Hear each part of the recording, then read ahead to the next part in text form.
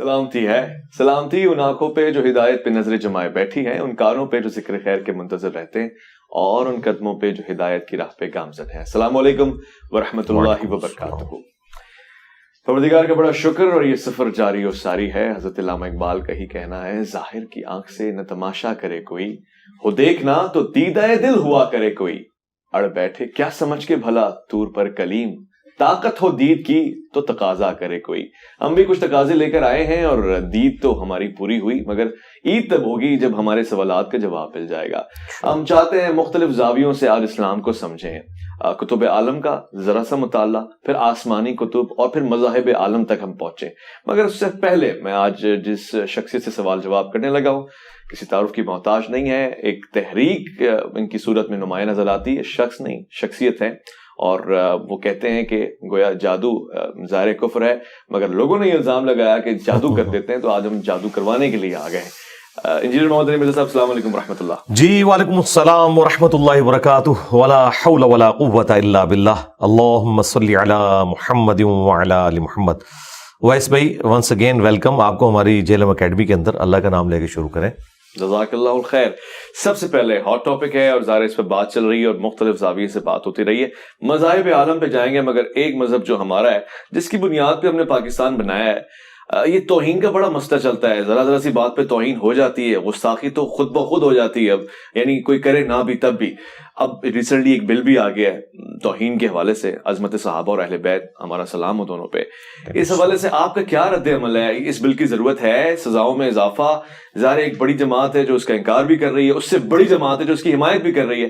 I want to know کہ engineer Mirza صاحب کیا کہتے ہیں؟ دیکھیں، جو 295C ہے پاکستان کا قانون، وہ تو سب سے بڑی سزا ہے، اور سب سے بڑا جرم پلانٹ ارتھ پہ اگر شرک کے بعد کوئی ہو سکتا ہے تو وہ رسول اللہ صلی اللہ علیہ وآلہ وسلم کی شان میں گستاخی ہے۔ مجھے بتائیں آج تک پریکٹیکلی 295C کے کانٹیکسٹ میں کتنے مجرمین کو سزا ہوئی ہے، یا کتنے مقدمات ہیں جو اپنے منطقی انجام تک پہنچے ہیں؟ اکثر بڑی عدالتوں میں جا کے فارغ ہو گئے ہیں، اور لوگوں نے اپنی ذاتی دشمنی نبھانے کی خاطر اس قسم کے الزامات لوگوں پہ لگائے، اس کا اینڈ رزلٹ کچھ بھی نہیں نکلا۔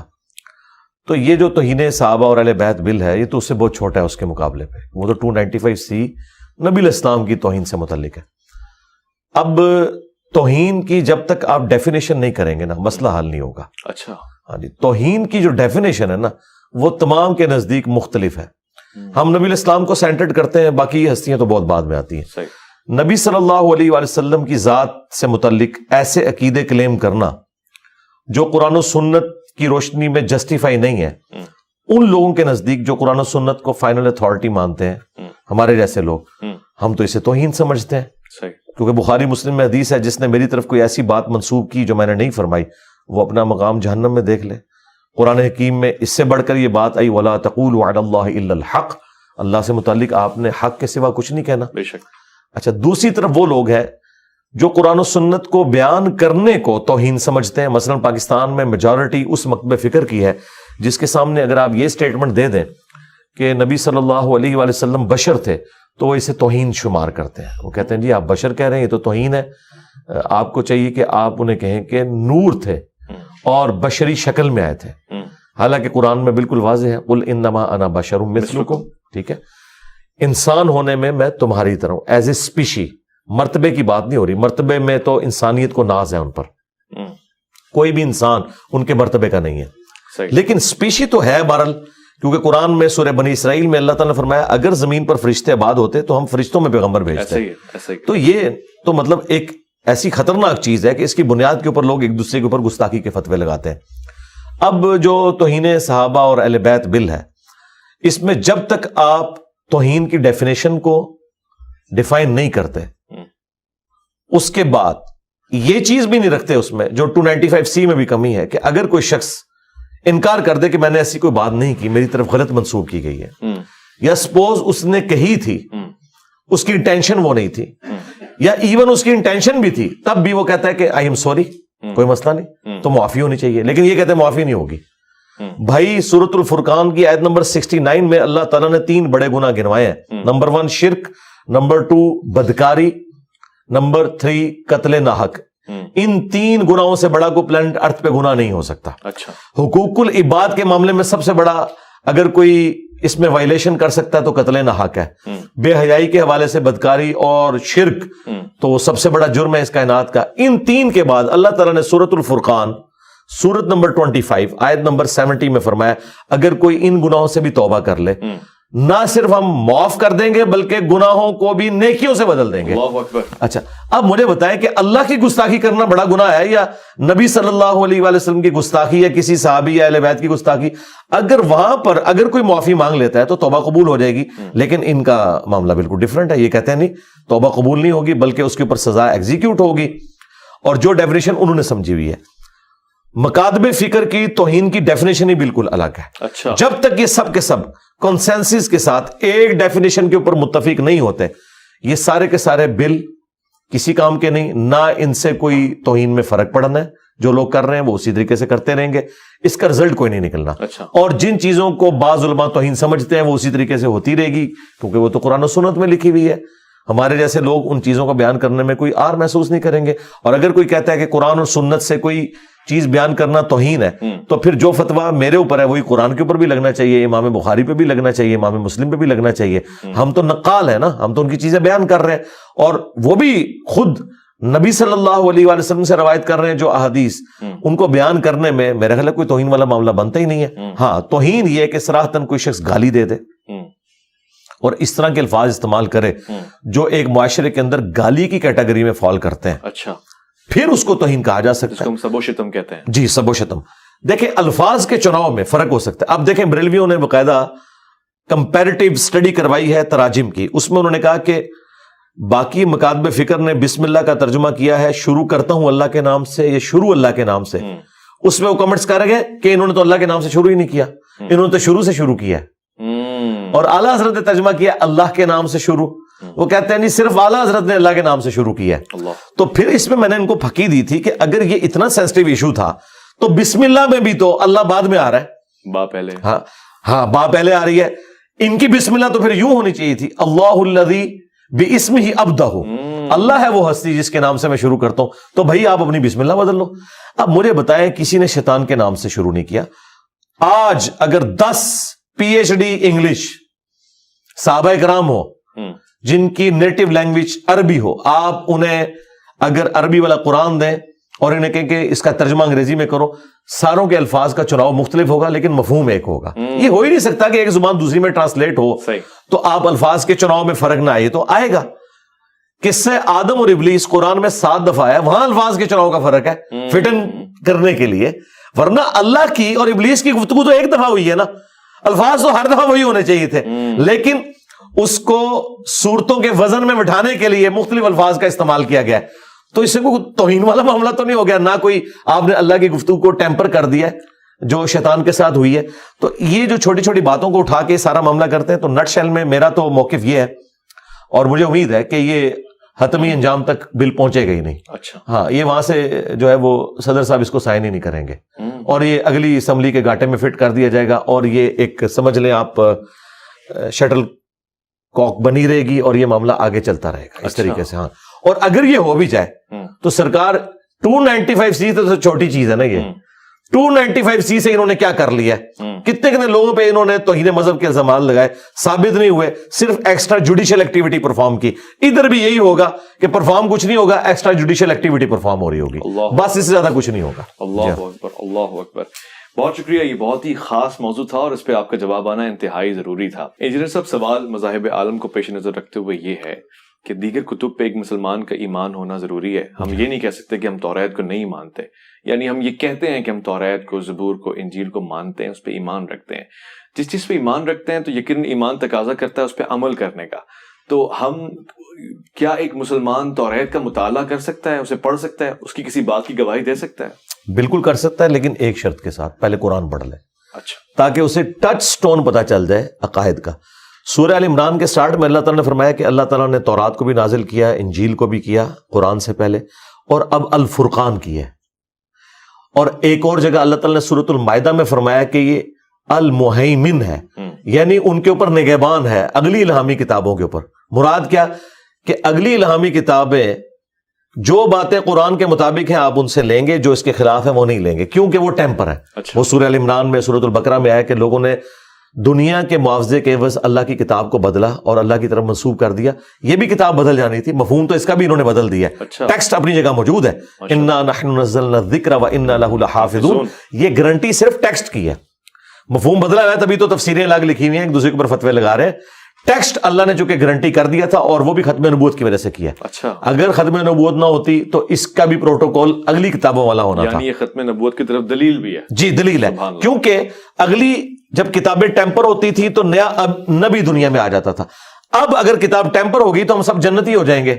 کیوں؟ ہم اللہ کو کہہ سکتے ہیں میرے ساتھ تو دین ہی نہیں صحیح پہنچا. تو اللہ تعالیٰ نے ختم نبوت کی برکت سے اسے ہمیشہ کے لیے محفوظ کر کے اپنے ذمہ لے لیا، اور الحمدللہ یہ کتاب اب قیامت تک کے لیے نگہبان ہے اگلی کتابوں پر بھی. آپ اس کو پڑھیں تاکہ آپ کو کرائٹیریا پتہ چل جائے حق اور باطل میں تمیز کرنے کا.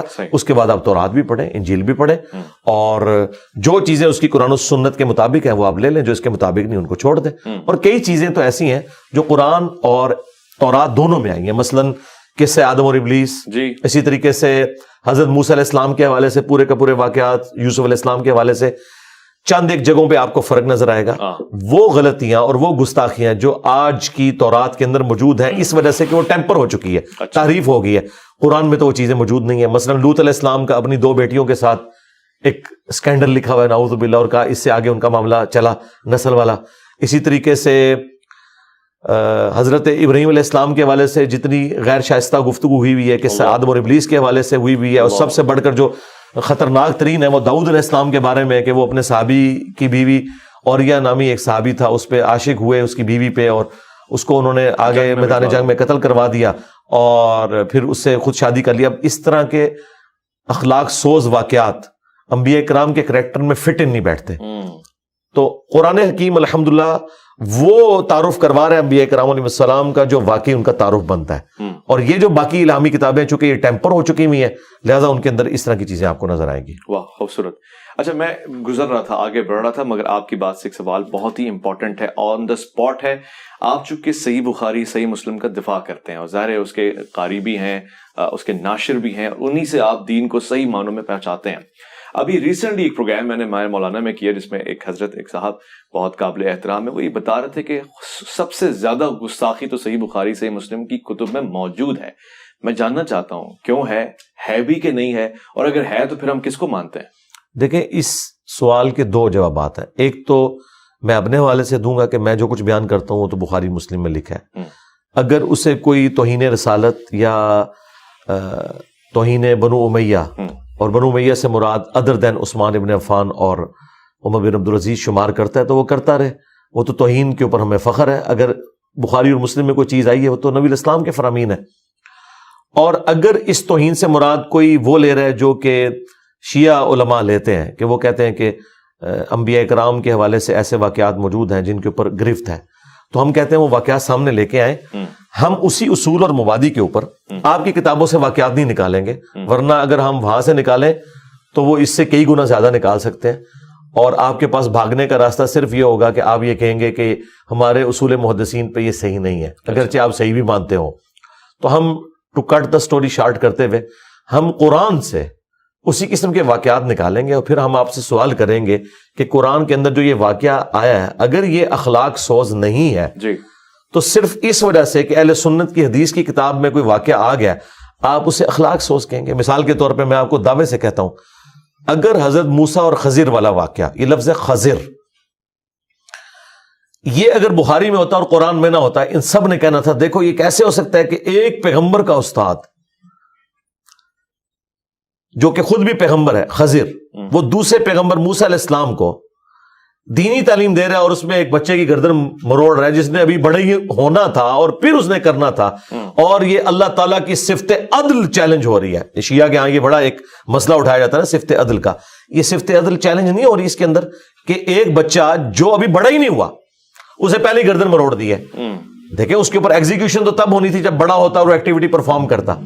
تو ان سارے واقعات، اس قسم کے جو واقعات ہیں، اس کی تعویل پتہ کیا کریں گے کہ نہیں اگر وہ بڑا ہوتا تو یہ کرتا، چونکہ اللہ تعالیٰ نے یہ نہیں ہونے دینا تھا تو اللہ تعالیٰ نے اس کے نیک والدین کے پروٹوکول کی وجہ سے اسے نئی اولاد دینی تھی تو اس کے بچے کو بچپن میں مار دیا، اور وہ جو خضر نے وہ جو ڈیوٹی پوری کی وہ اسرائیل کی پوری کی، وہ اللہ کی ڈیسٹنی میں پہلے ہی اس کی عمر اتنی لکھی ہوئی تھی، یہ ساری کی ساری کرالز بنائیں گے، آپ 50 کرالز بھی بنا لیں، اچھا اس کو آپ دنیا کی کسی بھی عدالت میں لے جائیں اس واقعے کو، وہ پہلا سوال ہی عدل کے پوائنٹ آف ویو سے کریں گے کہ ایک بچہ ابھی بڑا ہوا ہی نہیں، اس نے کوئی ایکٹیویٹی کی نہیں ہے، اور اس کی بنیاد کے اوپر جو اس نے ابھی گناہ کرنا تھا ابھی کیا نہیں ہے، گردن مروڑ دی ہے، اس کا جواب صرف ہم آپ کو دیں گے کہ یہ مسئلہ تقدیر سمجھایا گیا کہ اگر کسی شخص سے بچپن میں اولاد چھین لی گئی ہے تو اسے صبر کرنا چاہیے کہ عین ممکن ہے کہ وہ اولاد بڑی ہو کر اس کے لیے وبال جان بنتی، اسے بھی جہنم تک پہنچا دیتی، اس لیے اللہ نے لے لی ہے، اور اس کے بدلے اللہ تعالیٰ نے ایک اور اولاد دے دی۔ یہ پورا جو واقعہ ہے نا، یہ آپ کو تقدیر کا مسئلہ سمجھاتا ہے،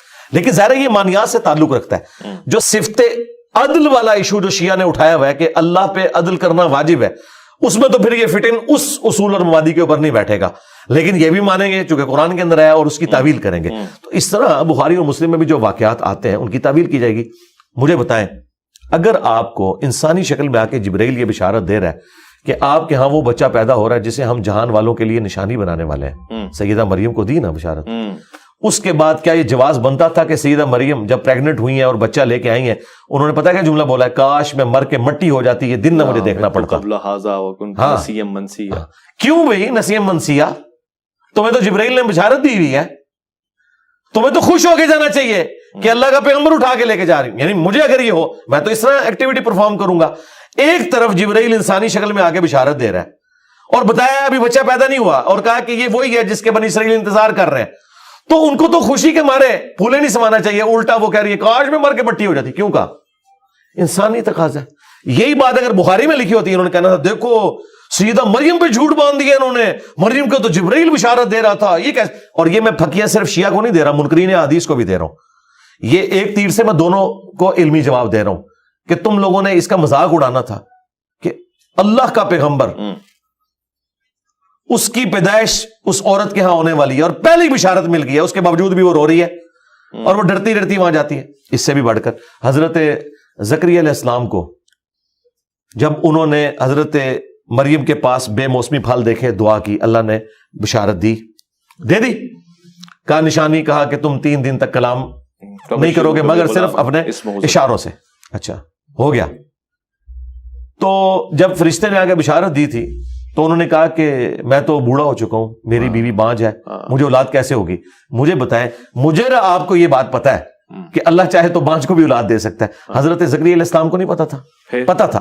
ایک انسانی تقاضا، انسان کو ہمیشہ کیوریوسٹی رہتی ہے کہ یار یہ کیسے ہوگا، کوئی نئی بیوی آئے گی۔ اب یہ میں تعویل کر رہا ہوں، قرآن میں نہیں یہ تعویل لکھی ہوئی، یہ میں تعویل کر رہا ہوں، یا یہی بیوی اللہ تعالیٰ میرے لیے اس کو صحیح کر دے گا، یہ تو مطلب اس چکر میں پڑنے کی ضرورت نہیں ہے۔ اور دیکھیں وہ فرشتے نے بھی جو جستا جواب دیا ہے نا، انہوں نے کہا کہ تو بھی تو زکریا کوئی شے نہیں تھا، اللہ نے تجھے بنایا تھا، تو اللہ تعالیٰ تجھے کیا اولاد نہیں دے سکتا؟ ٹھیک ہے نا۔ تو اس طرح کے واقعات اگر احادیث میں آئے ہوتے ہیں، انہوں نے مذاق اڑانا تھا، دیکھو جی پیغمبر کا اسٹیٹس ہو سکتا ہے کہ وہ دعا مانگے اور قبول ہو جائے اور آگے سے وہ چھوٹی چھوٹی باتیں کرے، ٹھیک ہے۔ اسی طریقے سے آپ دیکھیں جو 2 کووں کا واقعہ ہے سورۃ المائدہ کے اندر، جب قابیل نے حابیل کو قتل کیا تو اسے اب سمجھ نہیں آ رہی تھی، پہلا قتل تھا کہ میں نے لاش کے ساتھ کیا کرنا ہے، تو اللہ تعالیٰ نے قرآن کے الفاظ ہیں 2 کوے بھیجے، اور پھر فل ان دی بلینکس ہے، وہ تورات میں پوری تفصیل موجود ہے، لیکن وہ فٹ ان بیٹھ رہی ہے کیونکہ اینڈ پہ وہ جملے بولتا ہے کہ میں تو کوے کی مانند بھی نہ ہو سکا کہ اپنے بھائی کی لاش کو چھپاتا۔ اس کا مطلب ہے جو تورات میں اور اسرائیلی روایتوں میں آیا کہ وہ جو کوے لڑے ان میں سے کوا مرا، دوسرے نے اس کی قبر چونٹ سے کھودی اور اسے دفنایا۔ اس کے علاوہ کوئی اور چیز فٹ ان نہیں بیٹھتی کہ میں کوے کی مانند بھی نہیں ہو سکا کہ میں اپنے بھائی کی لاش چھپا سکتا۔ یہ الفاظ تو قرآن میں تھے، اس کا مطلب ہے کہ وہ بات بالکل درست ہے کہ ایسا ہی ہوا ہوگا۔ اب یہ واقعہ بخاری میں لکھا ہوتا نا تو انہوں نے کہنا تھا جی یہ کوے کہاں پائے جاتے ہیں جی جو اپنے مردوں کو دفناتے ہیں، یہ تو ہے ہی لاجیکل واقعہ ہے، جس میں وہ کہتے ہیں جی بخاری میں لکھا ہوا ہے کہ وہ بندروں نے سنسار کیا تھا، تو ہم ان کو کہتے ہیں بھائی جہاں وہ کوے پائے جاتے ہیں نا جس جنگل میں، وہاں پہ یہ والے بندر بھی پائے جاتے ہیں۔ تو اس طرح کے کئی واقعات ہیں جو میں قرآن سے پیش کر سکتا ہوں۔ مثلا موسیٰ علیہ السلام، ان کی والدہ کو بشارت دی گئی ہے کہ بچہ پیدا ہوگا، اپنے پانی میں ڈال دینا، سب کچھ۔ قرآن تو کہہ رہا ہے کہ وہ جو بھی بچہ پیدا ہوتا تھا فرعونی قتل کر دیتے تھے۔ اچھا موسیٰ علیہ السلام کو انہوں نے کیوں نہیں قتل کیا؟ یہ کہیں گے جی پانی میں بہا دیا. مسنگ لنکس میں آپ کو جو بتا رہا ہوں بھائی, پانی میں تو بہا دیا, لیکن وہی عورت واکنگ ڈسٹینس پہ فرعون کے گھر جاتی ہے اور کہتی ہے کہ جی میں تمہیں ایک ایسا گھر بتاتی ہوں کہ جہاں یہ دودھ. اچھا, یہ دودھ والا معاملہ آج کے دور میں تو آپ کہہ سکتے ہیں ادویات ہیں, اس زمانے میں تو ایسا نہیں ہوتا تھا. ویسے یہ ماں ام موسیٰ ہیں یا موسیٰ علیہ السلام کی بہن ہے مریم جو وہاں اس فرعون نہیں, وہ تو بہن گئی ہے نا, وہ کہتی ہے میں خبر دیتی ہوں ایسے گھر کی. اچھا, اب وہ جو خبر دی اس گھر کی, اس گھر والے سے کہیں فرعون نے نہیں پوچھا کہ بھائی تیرا دودھ کہاں سے اترا ہے, تیرا بچہ کدھر ہے جو پیدا ہوا تھا, وہ کدھر غائب کیا, کہ یہ وہ بچہ تو نہیں. اب یہ سارے مسنگ لنکس ہیں, کس طریقے سے ان کی عقل معاف ہوئی. ان ساری چیزوں کے اوپر ہم فلنگ دی بلینکس خود کرتے ہیں کہ اللہ تعالیٰ نے کوئی معجزانہ معاملہ کر دیا ہے کہ ان کی عقل جواب دے گی, اس طرح ان کا دھیان ہی نہیں گیا, لیکن قرآن میں تو نہیں موجود نا. یہ کیوں کرتے ہیں؟ فٹ ان بٹھانے کے لیے. تو اس طرح احادیث کے معاملے میں بھی تعویلات, ہاں جہاں 180 ڈگری آ جائے اسٹیٹمنٹ وہاں تعویل نہ کریں. 180 ڈگری یہ ہے کہ قرآن ایک بات کر رہا ہے, بالکل اس کے اپوزٹ کوئی اور بات ہو رہی ہو, پھر 180 ڈگری ہوگی. اگر قرآن اس بات میں خاموش ہے اور سنت اس کی تفصیل کوئی بیان کرتی ہے, مثلا قرآن میں یہ تفصیل نہیں آئی کہ یہ واقعہ موسیٰ اور خضر کا کیوں ہے, لیکن بخاری میں موجود ہے کہ حضرت موسیٰ علیہ السلام سے بھرے مجمع میں کسی نے پوچھ لیا تھا کہ اس وقت سب سے بڑا عالم کون ہے, تو انہوں نے کہا کہ میں ہوں. یہ بات تو ٹھیک کی تھی انہوں نے, وقت کا پیغمبر سب سے بڑا عالم ہوتا ہے, لیکن اللہ تعالیٰ ان کی اس حیثیت کے مطابق یہ ایکسپیکٹ کر رہا تھا کہ سب سے پہلے وہ اللہ کا ذکر کریں. دیکھیں نا, آپ میرا تعارف کرواتے ہیں, میں جواب میں پہلا جملہ کیا بولتا ہوں, لا حول ولا قوت الا باللہ, اس کے بعد دروشی پڑھ کے پھر اپنی بات شروع کرتا ہوں. خدا کو شامل کیے بغیر آپ آگے نہیں جا سکتے. ہمارے نبی علیہ السلام سے ایک دفعہ اوور لک ہو گیا, انشاءاللہ کہنا بھول گئے, وہی نہیں آئی, پھر قرآن میں آیا کہ نبی کبھی آپ نے یہ نہیں کہنا میں یہ کام کل کروں گا, سورۃ الکہف میں, جب تک انشاءاللہ نہ کہیں. امت کی تعلیم ہوئی. تو اس طرح کے معاملات جو بشری تقاضے ہیں وہ انبیاء کے ساتھ اٹیچ ہیں, یہ ذہن میں رکھیے گا. انبیاء فرشتوں کی طرح نہیں ہے معصوم, نہ وہ روبوٹ ہیں. ہاں, ان کے اندر شر اور خیر دونوں مادے موجود ہیں. انبیاء کی عصمت میں اور فرشتوں کی عصمت میں بھی فرق ہے. ہاں, شر اور خیر دونوں مادے موجود ہیں, لیکن اللہ تبارک و تعالی ان کا خیر ایسا غالب کرتا ہے کہ ان کا شر ختم ہو جاتا ہے. جیسے نبی علیہ السلام جب معراج پہ جانے لگے تھے تو بخاری مسلم میں ہے کہ آپ کا سینہ چاک کر کے تو دل میں سے وہ لوتھڑا نکالا گیا اور کہا کہ یہ دنیا کا حصہ تھا. ایک 12 سال کی عمر میں بھی آپ کا اس طرح کا سینہ چاک ہوا. اس طرح کے سارے معاملات, تو یہ دیکھنے کی ضرورت ہے. یہ اس کو کوئی گستاخی نہ بنا لے, کوئی اور معاملات نہ لے کے چلے. یہ بڑے ڈیفیکلٹ ٹاپکس ہیں اور ان کے اوپر گستاخی کے فتوے ایک دوسرے کے اوپر لگانا یہ بڑا آسان کام ہے. ہم سے بھی کوئی آگے پوچھے تو ہم بتائیں گے بھائی یہ اس طرح نہیں بات, یہ یوں لکھی ہوئی ہے. ٹھیک ہے, واضح ہو گیا.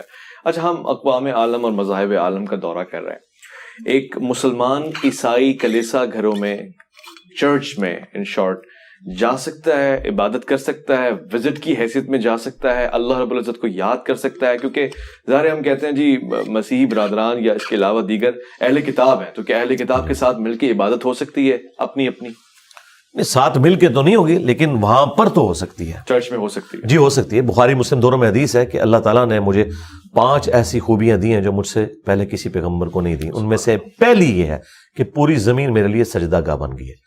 اگلی امتوں کے لیے یہ تھا کہ وہ اپنی عبادت گاہوں میں صرف نماز پڑھ سکتے تھے, لیکن اس امت کے لیے اجازت دے دی گئی ہے کہ یہ امت جہاں چاہے نماز پڑھ سکتی ہے, بشرطے کہ وہ جگہ پاک ہو. فزیکلی پاک ہونے کا, یہ روحانی طور پہ پاک ہونے کا معاملہ نہیں, فزیکلی پاک. اسی لیے دیکھیں نا, سنن نسائی کے اندر حدیث موجود ہے کہ آپ حمام کے اندر نماز نہیں پڑھ سکتے, قبرستان میں نہیں پڑھ سکتے, وہاں دوسرے والے ایشوز آ جاتے ہیں. اس طریقے سے اونٹوں کے باڑے میں نہیں پڑھ سکتے آپ نماز, لیکن بکریوں کے باڑے میں پڑھنے کی نبی علیہ السلام نے اجازت دے دی ہے. تو پوری زمین سجدہ گاہ ہے, اس میں آپ ظاہر ہے یہ, لیکن اس میں صرف آپ نے یہ کرنا ہے کہ آپ اگر کسی کلیسا میں نماز پڑھ رہے ہیں تو آپ کے سامنے کوئی مورتی, کوئی تصویر عیسیٰ ابن مریم کی شبیہ نہیں ہونی چاہیے, کیونکہ یہ وہ تصاویر ہیں جو منع کی گئی ہیں, جو تعظیم کے لیے ہوتی ہیں, ان کے سامنے آپ جھک نہیں سکتے. اس لیے آپ دیکھیں آیا صوفیہ کے اندر نماز جمعہ ہوتی ہے, جی جی, اور وہاں پہ جو عیسیٰ علیہ السلام کی وہ شبیہ ابھی تک بنی ہوئی ہے سیدہ مریم کی, وہ انہوں نے ختم نہیں کی. نماز کے اوقات میں اس کے آگے ایک کپڑا لٹک جاتا ہے, اس کو انہوں نے ایک میوزیم کے طور پہ بھی برقرار رکھا ہوا ہے. ظاہر ہے وہ ہمارے لیے کامن ہے, یہ نبی علیہ السلام کی پیدائش سے بھی 35 سال پہلے کنسٹرکٹ ہوا ہے آیا صوفیہ, پیدائش سے بھی, نبی علیہ السلام کی پیدائش سے بھی 35 سال پہلے. اچھا, اس طرح کا معاملہ کیا جائے. آپ بتائیں امریکہ میں, اس کے علاوہ جرمنی میں مسلمانوں کے پاس تو مسجدیں چھوٹی تھی.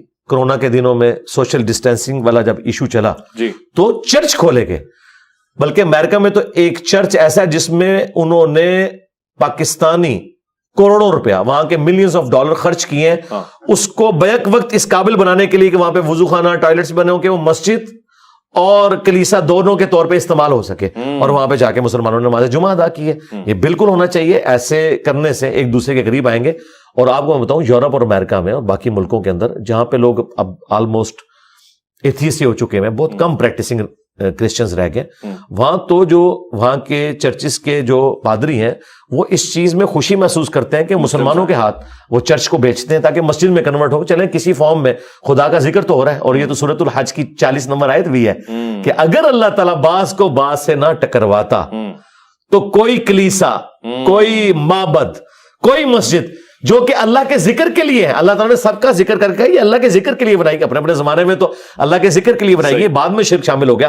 تو معذرت کے ساتھ شرک تو آج کل ہماری مساجد کے اندر بھی ہو رہا ہے، جب مسجد میں کھڑے ہو کر آپ اللہ کو پکارنے کی بجائے، جبکہ قرآن میں آیت ہے وَأَنَّ الْمَسَاجِدَ لِلَّهِ فَلَا تَدْعُوا مَعَ اللَّهِ أَحَدًا، اور آپ وہاں مرے ہوئے بابوں کو پکاریں کہ آپ ہماری جھولیاں بھر دو، آپ ہمیں بچے دو، ٹھیک ہے۔ اب لاکھ علماء اس کی تعویل کر لیں کہ وہ تو ڈائریکٹ مانگ رہے ہوتے ہیں۔ تو اگر کلیساؤں کے اندر شرک ہو رہا ہے تو مسجدوں میں بھی شرک ہو رہا ہے، اعلانیہ شرک ہو رہا ہے۔ لیکن نہ یہ مسجدیں ختم ہونی چاہیے، نہ وہ کلیسا ختم ہونے چاہیے۔ علمی طریقے سے ہم ان کے سامنے رکھیں گے کہ آج بھی اس وقت کی انجیل میں کوئی ایک ان ایمبیگوس آیت ایسی نہیں ہے، نہ تورات میں نہ انجیل میں، جو یہ عقیدہ رکھتی ہو جو انہوں نے عقیدہ ٹرینٹی کا کلیم کیا ہوا ہے، یا خدا کے بارے میں جو توحید کو انہوں نے کرپٹ کرنے کی کوشش کی ہے۔ ایز فار ایز، میں آپ کے کیمرے میں بہت بڑی بات کر رہا ہوں، ایز فار ایز توحید از کنسرنڈ، 8 بھی الہامی کتابیں محفوظ ہیں۔ اللہ اکبر، توحید میں کوئی کرپشن نہیں ہے۔ وہ جو کچھ ہوا وہ انبیاء کے واقعات، شریعت میں تبدیلی ہے۔ دیکھیں قرآن میں اللہ تبارک و تعالیٰ نے انہی چیزوں کی طرف اشارہ کیا ہے۔ اگر توحید کرپٹ ہو جاتی نا تو مجھے بتائیں ایک کرسچن کو ہم کس طریقے سے دعوت دے سکتے تھے؟ دعوت تو ہمارے درمیان کامن ہوگی جو قرآن میں ہے، تعالوا الی کلمۃ سواء بیننا وبینکم الا نعبد الا اللہ۔ قرآن اگر کہنا ہے کامن ٹرم پہ دعوت دو تو اس کا مطلب ہے کامن ٹرم وہاں پہ بھی محفوظ ہے، یہاں پہ بھی محفوظ ہے۔ تو یہ کامن ٹرم ہے توحید۔ تو توحید، اور یہی وجہ ہے یہ آج جتنے نان مسلم مسلمان ہو رہے ہیں وہ وجہ ہی توحید ہے۔ وہ کہتے ہیں یار انجیل میں جو توحید آئی ہے، ایک یوتھ منسٹر تھے امریکہ کے جوشوا، اچھا، ان کی آپ لائف سٹوری دیکھیں، یوٹیوب پہ رکھی ہے، how Bible led me to accept Islam. وہ یوتھ منسٹر تھے، انہوں نے کئی زبانوں میں انجیل پڑھی ہوئی تھی، تورات پڑھی ہوئی تھی۔ وہ کہتے ہیں میں نوٹس بناتا گیا تو مجھے لگا کہ خدا تو بڑا جیلس گاڈ ہے، یہ تو کسی کو اپنے ساتھ برداشت نہیں کرتا۔ مینشن ہوتا ہے ان کے کانسیپٹ میں، ہاں جیلس، یہ الفاظ ہے کہ میں جیلس ہوں، آسمانوں کے اوپر، زمین کی گہرائیوں میں، سمندر کی تہوں میں اپنے ساتھ کسی خدا کو برداشت نہیں کرتا۔ اس نے کہا کہ یار پھر ہم کس خدا کو مان رہے ہیں؟ یہ خدا کہاں ملتا ہے جو جیلس گاڈ ہے؟ پھر آہستہ آہستہ کرتے ہوئے اسلام کا نیگیٹو تعارف ہوا، الٹیمیٹلی توحید کے تعارف نے اسے مسلمان ہونے پہ مجبور کیا، اس نے اسلام قبول کر لیا الحمدللہ۔ اچھا، میں اسی ریفرنس میں، کیونکہ پاکستان میں گاہے بگاہے ایسے واقعات ہو رہے ہیں، ہوتے رہتے ہیں۔ ابھی حالیہ ایک چرچ کا واقعہ ہوا جس میں میں ذرا ڈیٹیل میں نہیں جا رہا، مگر مذمت تو آپ بھی فرما رہے ہیں، میں بھی کر رہا ہوں۔ میں ایک ایگزامپل دے رہا ہوں، مثلا یہ کتاب ہے صحیح مسلم کی، فرض کر لیتے ہیں یہ صحیح مسلم کی کتاب نہیں ہے، یہ توریت ہے، یہ انجیل ہے، یہ بائبل مقدس ہے۔ ایک مسلمان کا اس کتاب کے لیے کیا عزت اور مقام کا، یعنی اس کے لیے کیا لیول ہے؟ کیا وہ اس کا ایسے ہی احترام کرے گا جیسے وہ اپنی آسمانی کتاب کا احترام کرتا ہے؟ 100% 100% جی بالکل۔ میں آپ کو قرآن و سنت کے دلائل کی روشنی میں یہ بالکل ببانگ دہل کہوں گا کہ جس طرح ہم انبیاء میں ایمان لانے میں فرق نہیں نہ کرتے، جیزس کرائسٹ کا انکار کرنے والا بھی اتنا ہی بڑا کافر ہے جتنا بڑا کافر محمد رسول اللہ صلی اللہ علیہ وآلہ وسلم کا انکار کرنے والا ہے۔ بالکل اس طریقے سے ہم جتنی الہامی کتابیں ہیں ان کو بھی اللہ تعالیٰ کی طرف سے مانتے ہیں اور ان پر ایمان لانا ہمارے ایمان کا حصہ ہے، جس طرح فرشتوں پر ایمان، انبیاء پہ ایمان، کتابوں میں ایمان۔ ہاں جو ہم کہتے ہیں ٹیمپر ہوا، لیکن ٹیمپر ہونے سے ان کا احترام ختم نہیں ہو گیا، تقدس کا وہ اپنے اس کا ثبوت کیا ہے؟ سنن نبی داؤد میں ایک حدیث ہے کہ نبی الاسلام کو یہودیوں نے اپنے مدرسے کے اندر بلایا ایک بدکاری کے مقدمے کے فیصلے کے لیے۔ یہ صحیح سند کے ساتھ ہے سنن نبی داؤد کے اندر۔ اچھا، نبی الاسلام جب تشریف لے گئے، آپ نے کہا کہ تورات لاؤ۔ انہوں نے جاتے ہی آپ کو ایک بڑی گدی دی۔ اچھا، آپ گدی پہ بیٹھ کے تھوڑی دیر بعد تورات لائے گی۔ جیسے ہی تورات آئی، آپ نے اپنی پیٹھ کے نیچے سے وہ گدی نکالی، خود زمین پہ بیٹھ گئے اور تورات کو اس گدی کے اوپر رکھا, اللہ یعنی پروٹوکول. اور اللہ. پھر آپ نے پتا کیا جملہ بولا, میں ایمان لایا اس کتاب پر بھی اور اس کے نازل کرنے والے کے اوپر. اللہ اکبر. ٹیمپرڈ تورات کے بارے میں ہے, یہ ابو داؤد کے اندر حدیث ہے. شیخ البانی, شیخ زبیلی زئی, جو اس دور کے بڑے ناقدین ہیں حدیث کی سند کے اعتبار سے, جن کو اتھارٹی مانا جاتا ہے, دونوں کے نزدیک یہ حدیث صحیح ہے الحمدللہ, یعنی سونے کے مور یہ حدیث ہے. اور الفاظ دیکھیں, میں ایمان لایا اس کتاب پر اور اس کے نازل کرنے والے کے اوپر.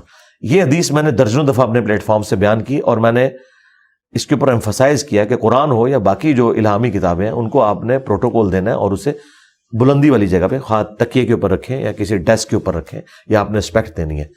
معذرت کے ساتھ, یہ جو کچھ جڑا والا میں واقعہ ہوا, اس نے ہمارے سر جو ہیں وہ شرم سے جھکا دیے ہیں, سیدھی سی بات ہے. مجھے بتائیں 6 چرچز جو گورنمنٹ کی اطلاع ہے, وہ تو 21 کلیم کر رہے ہیں جو کرسچنز کر رہے ہیں, چلے ہم محتاط کہتے ہیں 6 چرچز. اس کے بعد عیسائیوں کے گھروں کو آگ لگانا, جو وہاں رہنے والے مسلمان بھی کہہ رہے ہیں زیادتی ہوئی, یہ باہر سے آؤٹ سائڈر آئے تھے, وہی جو ہم نے بھرتی کیے ہیں جی, ہر جگہ جو پہنچ جاتے ہیں وہی ایک ٹپیکل قسم کا نعرہ لگاتے ہوئے لبیک یا رسول اللہ, اور گستاخ رسول کی ایک ہی سزا, اللہ کے بندو, نہ آگے دیکھتے ہو نہ پیچھے دیکھتے ہو. سب سے پہلے یہ اسٹیٹ کا فیلئر ہے کہ وہ ان کو تحفظ دینے میں کامیاب کیوں نہیں ہوئی. اس کے بعد ایز اے نیشن ہمارے سر اس وقت شرم سے جھک گئے ہیں کہ سویڈن میں ایک قرآن جلا, یہاں پہ آپ نے 6 چرچ جلا دیے, اور اس کے اندر بھی وہ جو مقدس کتابیں وہ جلی ہوئی پڑی ہیں, وہ آپ دیکھیں گے سر راک کے, جی جی جی بالکل, جن کو اللہ کے نبی نے کہا میں ایمان لایا ان کتاب, ٹیمپر کتاب کے اوپر کہا میں ایمان لے کے آیا. کیوں؟ بھر وہ ہے تو خدا کے ساتھ اس کی نسبت ہے نا. اچھا, اب مجھے یہ یعنی ایک بڑا اس کے اوپر دکھ ہوتا ہے کہ ہمارے وہ بڑے بڑے علماء جو چیمپئن بنے ہوئے ہیں عصمت انبیاء کے اور دین کے, وہ آج کی طرح ایک دو وہی حکومتی ملے آ کے بیان دے رہے ہیں. میں یہ کہتا ہوں کہ جی وہ بڑے بڑے نمائندہ علماء جو چیمپئن ہیں اس طرح کے معاملات کے, اور ان کی جماعت نے ہی یہ ساری برین واشنگ کی ہے. گورنمنٹ کا کام ہے گن پوائنٹ کے اوپر ان سے پریس کانفرنس کروائے, ان سے مذمت کروائے. یہ مذمت کبھی نہیں کرتے ہیں, لا تعلقی کا اعلان کریں, پریس کانفرنس کریں, جیسے ہوتے ہیں بالکل. اور طاہر اشری صاحب نے بڑی اچھی بات کی ہے, میں اسے سیکنڈ کروں گا, اگرچہ میرا ان سے ایک عقیدے کا اختلاف ہے, لیکن اس کے باوجود یہ ان کی بات بالکل ٹھیک تھی کہ چیف جسٹس کا کام ہے کہ اس مقدمے کا فیصلہ اسی چرچ میں بیٹھ کے کرے, اسی بلڈنگ میں بیٹھ کے. ایک مشکل کام کوئی نہیں ہے, علامتی طور پہ کیا کچھ نہیں ہوتا. مجھے بتائیں, نیوزی لینڈ کا ایک واقعہ ہوا, ادھر کی پرائم منسٹر نے اپنے آپ کو روگ لگا لیا, کالے کپڑے پہن لیے, تلاوت شروع ہو گئی, کتنے مہینوں تک اس عورت نے اپنے آپ کو روگ لگا کے رکھا ہے, ایک لبرل عورت. یہاں تو ہم تو کلیم کرتے ہیں کہ ہمارے لیے یہ کتابیں بھی اسی طریقے سے قابل احترام ہے. کیا ہمارا چیف جسٹس وہاں پہ جا کے نہیں بیٹھ سکتا؟ بیٹھے وہاں پہ, عدالت لگائے, دن رات عدالتیں لگے, اور جو مجرمین ہیں ان کو سزا دی جائے. ہاں, دوسری طرف جب ان عدالتوں کے اوپر برا وقت آتا ہے تو انہیں عدالت ہو جاتی ہے, یا ہمارے ریاستی اداروں کے اعتبار سے کبھی کوئی غداری وطن کے فتوے یہ لوگ لگانا شروع کر دیتے ہیں, یا کبھی اور اس قسم کے واقعات ہوتے ہیں جس میں ان کی عزت اسٹیک پہ لگی ہوتی ہے, 9 مئی کہہ لیں آپ, یا اے پی ایس کا واقعہ. اس وقت تو ان سب کی جو ساری کی ساری حصہ وہ جاگ اٹھتی ہے اس موقع کے اوپر. میں سمجھتا ہوں پاکستان کی تاریخ کے اگر ٹاپ کے 5 شرمناک ترین واقعات جنہوں نے پاکستان کو ڈیمیج کیا پوری دنیا کے اندر, ان میں سے ایک ہے یہ واقعہ. ہاں جی, اور اس کی ہیٹ آپ محسوس کریں گے, یہ میں آپ کو بتاؤں اتنی جلدی آپ کی جان نہیں چھوٹ رہی. جڑا والا واقعے کی بات, جی جی بالکل. ہاں, اب مجھے بتائیں سویڈن میں ایک قرآن چلا ہے, اب ہم ان کو کیا کہیں؟ وہ کہیں گے بھائی اپنے گھر کی صفائی کرو. اللہ, ہم تو لبرلز تھے, انہوں نے تو تورات جلانے کی بھی اجازت دی تھی, جو ایک مسلمان نے اینڈ ٹائم پہ کہا کہ میں آپ کو میسج دینے کے لیے سب کچھ کر رہا تھا. وہ تو کسی کتاب کو کچھ نہیں سمجھتے. ہمارا تو دعویٰ ہے کہ ہم الہامی مذہب کے ماننے والے ہیں. اللہ اکبر. جی, دل بہت زیادہ دکھ گیا, افسوس کی بات ہے, اور اس پہ جتنی مذمت ہونی چاہیے اس سے زیادہ میرے خیال ہے تقاضا حکومتی نمائندوں کا, ریاست کے نمائندوں کا ہونا چاہیے. اگر آپ نے اپنا حق ادا کیا, میں اسی کے ریفرنس سے تمام مکاتب فکر کے سربراہ, علماء کرام, مشائخ سے درخواست کرنا چاہتا ہوں, فضیلت الشیخ فلاں فلاں فلاں, آپ میدان میں نکل کر آئیں, کم سے کم اس واقعے کی مذمت کریں. اسلام کی آبرو کا معاملہ ہے, ریاست کی آبرو کا معاملہ ہے, ایک مسلمان کے ایمان کا معاملہ ہے. جو حدیثیں کوٹ کی گئی ہے تو اس کا انکار کرتے ہیں کہ جی حضور والا سید دو عالم, جان دو عالم حضرت محمد مصطفیٰ صلی اللہ علیہ وسلم, آپ احترام میں اپنی گدی دے رہے ہیں اور کہہ رہا ہے کہ میں ایمان رکھتا ہوں اس کتاب کے اوپر، تو بھلا اسی تقدس اور اسی نسبت سے اس کا احترام کر لیں. اس چرچ میں نہ جانے کتنی کتابیں رکھی گئی ہوں گی، توریت، زبور، انجیل، بائبل کے نام سے. اگر آپ نے ان کو بھی جلا دیا ہے تو آپ نے یقین کریں اپنا ایمان جلا دیا ہے. میں اسی کے تسلسل کو کنٹینیو رکھنا چاہتا ہوں. ظاہر ہے بات ہو رہی ہے مذاہب عالم کی. ایک مسلمان غیر مسلم کے ساتھ، ظاہر اہل کتاب کے ساتھ تو ازدواجی تعلق رکھ سکتا ہے، زندگی گزار سکتا ہے، نکاح کر سکتا ہے. اگر اس میں کوئی تصحیح ہو تو مجھے بتائیے گا. مگر ایک مسلمان غیر مسلم کافر کے ساتھ ازدواجی تعلق رکھ سکتا ہے؟ مثلا ہندوستان میں ایک عام سا معاملہ ہے جی، مسلمان اور ہندو رہتے ہیں ساتھ میں، تو بعض اوقات پتہ ہی نہیں چلتا. اب شاہ رخ خان کی گوری کے ساتھ شادی ہو گئی ہے، زندگی گزر رہی ہے آگے. کس طرح سے ہو سکتا ہے؟ اسلام میں ممکن ہے؟ سب سے پہلے تو یہ کلیئر کر لیں کہ جو مسلمان مرد ہے اس کی اہل کتاب عورت کے ساتھ شادی ہو سکتی ہے، لیکن مسلمان عورت کی اہل کتاب مرد کے ساتھ نہیں ہو سکتی. یہ سورۃ المائدہ میں اللہ تعالیٰ نے فرمایا آج کے دن اہل کتاب کی عورتیں بھی حلال ہیں، ان کا ذبیحہ بھی حلال ہے. اچھا، اس میں ایک تفرد ہے عبداللہ ابن عمر کا. اچھا، عبداللہ ابن عمر کا موقف یہ تھا، صحیح بخاری میں آتا ہے کہ وہ کہتے تھے سورۃ البقرہ میں جو آیا نا کہ مشرک کے ساتھ نکاح نہیں ہو سکتا، وہ کہتے تھے میں تو اس سے بڑا کوئی شرک نہیں سمجھتا کہ کوئی جیزس کرائسٹ کو اللہ کا بیٹا کہے. تو وہ کرسچنز کو بھی مشرکین کی کیٹیگری میں فال کرواتے تھے. لیکن یہ انڈیویجول رائے ہے، صحابہ کرام کے اجماع کے خلاف ہے، اور خود حافظ ابن کثیر نے بھی نقل کیا کہ صحابہ کرام نے اس رائے کو ریجیکٹ کیا ہے، کیونکہ ہاں اس کی وجہ یہ ہے کہ اللہ کو تو پتا تھا، اللہ خود ہی بتا رہا تھا لقد کفر الذین قالوا ان اللہ هو المسیح ابن مریم، لقد کفر الذین قالوا ان اللہ ثالث ثلاثہ. یہ دونوں کے شرک کو اللہ تعالیٰ واضح کر رہا تھا. اس کے باوجود اگر اللہ نے اجازت دی ہے تو اللہ تعالیٰ نے ایکسیپشن رکھی ہے کہ جو اہل کتاب مشرک ہے اور جو بت پرست مشرک ہے اس میں فرق ہے. اس میں میں اب ویلیو ایڈیشن کرنے لگوں. اگر اہل کتاب مشرک اور بت پرست مشرک میں فرق ہے تو کلمہ گو مشرک اور کافر مشرک میں بھی فرق کرنا چاہیے. واہ، گہری بات ہے. اور یہی وہ عقیدہ ہے جس کی وجہ سے میں انتہائی اختلاف رکھنے کے باوجود جن مکاتب فکر کے عقیدوں میں شرک مانتا ہوں انہیں مسلمان سمجھتا ہوں، کیونکہ اللہ بھی فرق رکھتا ہے اس کا، جب تک کہ وہ اللہ، رسول، آخرت، ختم نبوت، قرآن کا انکار نہ کرے. اچھا، اب اس طرف آ جائیں.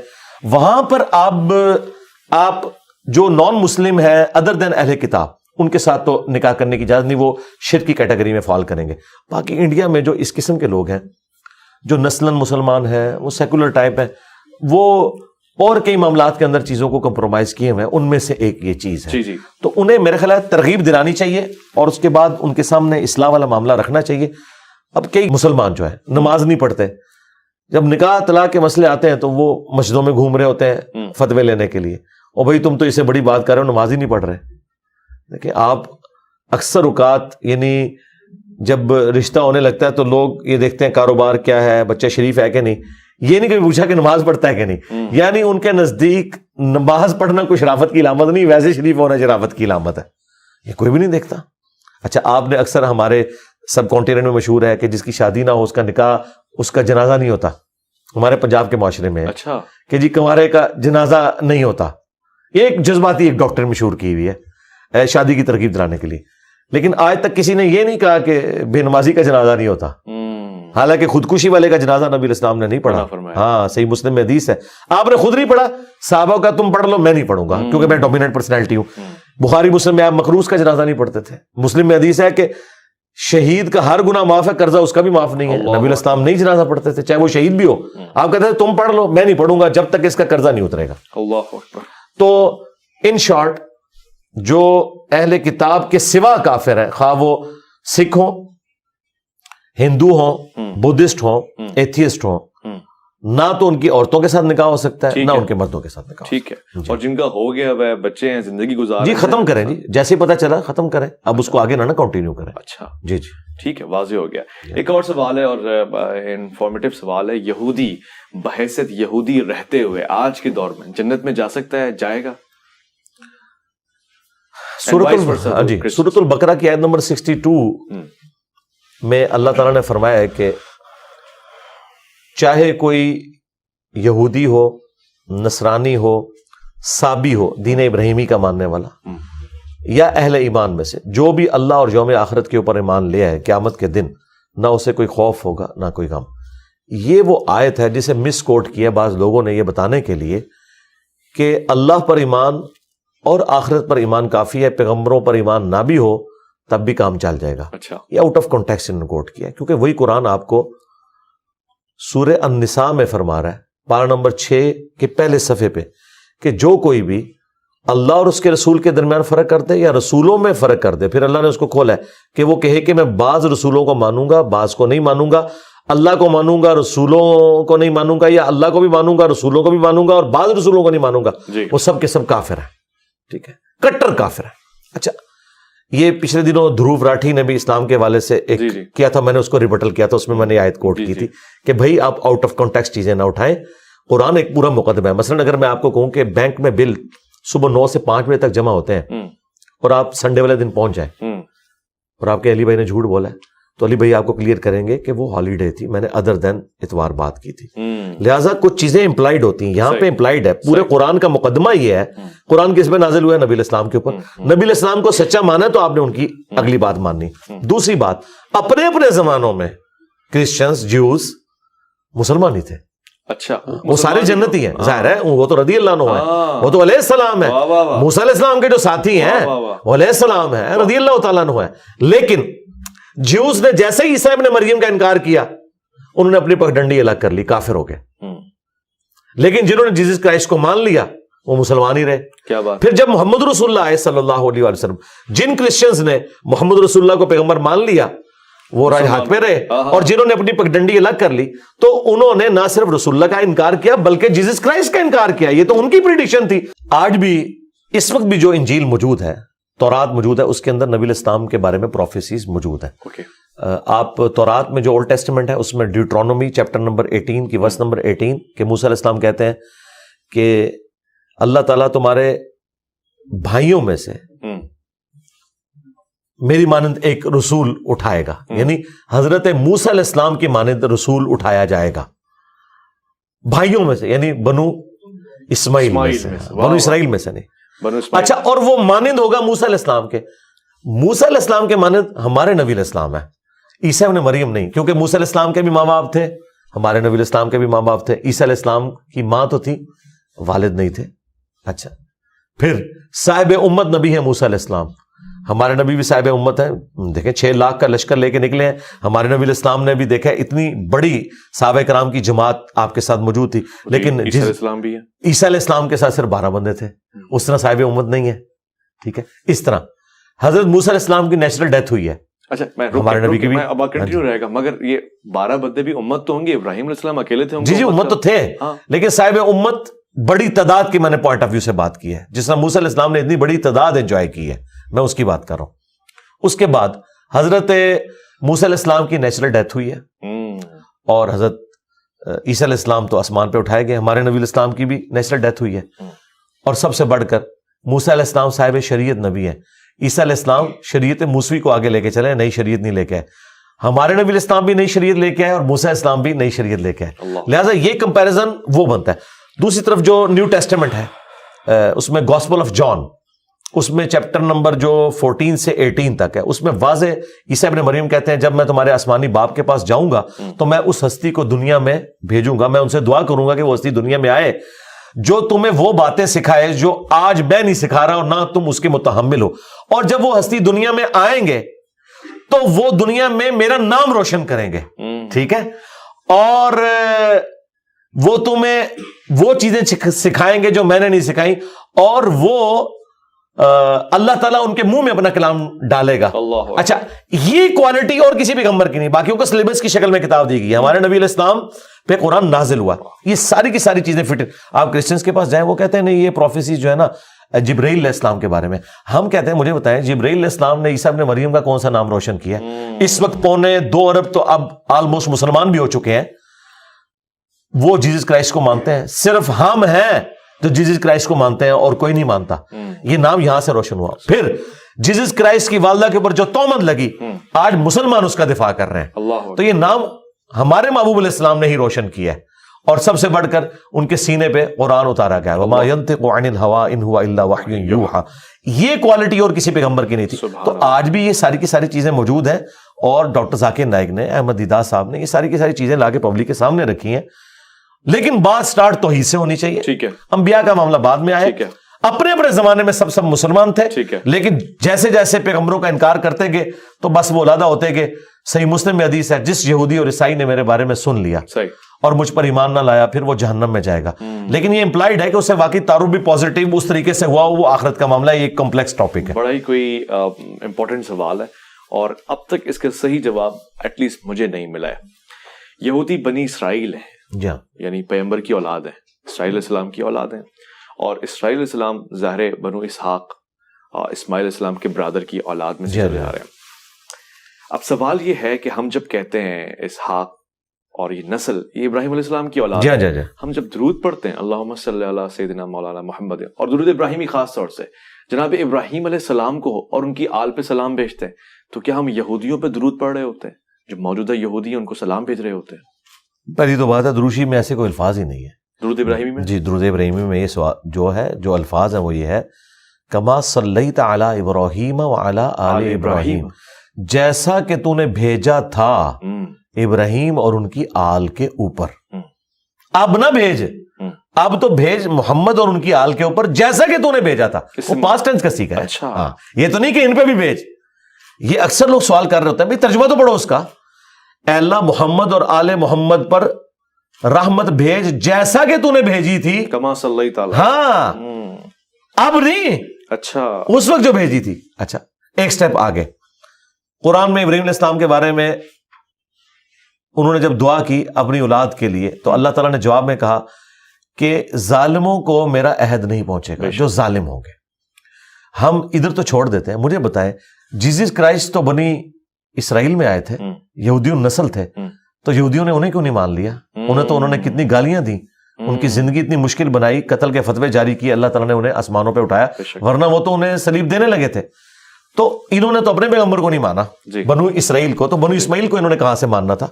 تو جو اولاد ابراہیم ہے, جو ابراہیم کے راستے کے اوپر ہے, اسے تو یہ سلامتی پہنچ رہی ہے, اور جو ابراہیم کے راستے پر نہیں ہے اسے کوئی سلامتی نہیں ہے. اور درود شریف میں ہم کہتے ہیں جیسا کہ ابراہیم اور اس کی آل پر تو نے کیا, اور ابراہیم کی آل کے اوپر کیا ہوا تھا کہ ان کی آل میں پیغمبر آئے تھے, لیکن ابراہیم علیہ السلام کی آل کے اندر کافر بھی آئے, انہیں وہ عہد نہیں پہنچے گا. اچھا, بالکل نہیں پہنچے گا, کیونکہ یہ تو پہنچے گا ان کو, قرآن میں واضح ہے کہ ہم تجھے انسانیت کا امام بنانے والے ہیں, لیکن ظالمین کو یہ عہد نہیں پہنچے گا. تو ظالمین چاہے آل ابراہیم میں سے ہوں یا آل محمد میں سے. میرا ایک کلاس فیلو تھا, قادیانی تھا اور سید تھا وہ, ہاں جی سید تھا, نسل ہاشمی تھا, ٹھیک ہے. اب کیا اسے عہد پہنچے گا؟ نہیں پہنچے گا, کیونکہ قرآن میں آئے اے نوح یہ تیرا بیٹا تیرے اہل میں سے نہیں ہے, حالانکہ بگوٹن سان تھا, لیکن اللہ نے کہا یہ تیرے اہل میں سے نہیں, کیونکہ اس کے اعمال وہ والے نہیں ہیں جو پیغمبر کے راستے والے لوگوں کے اعمال ہوتے ہیں. تو بھائی آج بھی اگر کوئی یہودی اپنے اعمال ابراہیم علیہ السلام والے کر لے تو اسے بھی وہ عہد پہنچے گا. اور اس میں ظاہر شرط یہ ہے کہ پھر وہ جیزس کرائسٹ کو بھی مانے گا, کیونکہ انبیاء کی دعوت ہمیشہ یہ ہے کہ آپ نے کسی پیغمبر کا انکار نہیں کرنا. سبحان اللہ. اور وہ ہمارے پیغمبر کو بھی مانے, بھلے اپنے آپ کو یہودی کہتا رہے, کوئی فرق نہیں پڑتا, نسلن تو ہے نا, نسلن تو ہم بھی ہندو ہیں, میں تو منگولوں کی اولاد ہوں نسلن, ہاں, لیکن میں اسلام قبول کر چکا ہوں, ٹھیک ہے. تو نسل ایک الگ چیز ہے, آپ کا عقیدہ آپ کی الگ چیز ہے. واہ جی خوبصورت, بہت بہت شکریہ انجینئر محمد علی مرزا صاحب, آپ کا پروردگار آپ کو خاص رحمتوں میں رکھے. ضرمن پروگرام کو اختتام پذیر کرتے ہیں, اور یقیناً مذاہب عالم کو ابھی بہت وقت چاہیے سمجھنے کے لیے, مگر جتنا وقت اور جتنی محنت اس پروگرام میں ہو گئی ہے, میرے خیال ہے ایک خاص نتیجہ, ایک خاص منزل تو آپ نے طے کر لی ہوگی. مزید سوالات کا سلسلہ بھی انشاءاللہ جاری رہے گا. آپ دعا گو رہیں, اپنا بہت خیال رکھیں. میں اور مولانا میں محمد اویس ربانی کو دیجیے گا اجازت.